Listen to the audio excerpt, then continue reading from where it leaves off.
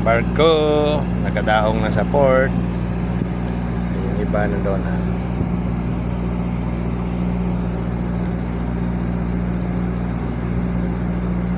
Nag-anchorage sa Orion, Bataan, Anchorage area. So guys, ito pa yung isa. Guys, yun. So yung isa naman, yan lang.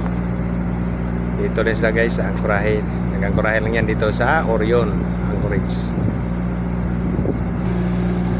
Diyan yan galing. Yan. Balik yan sila doon.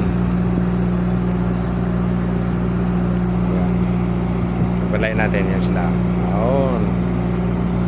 Tatlong barko guys. Yan. Dalawa yung LCT. LCT.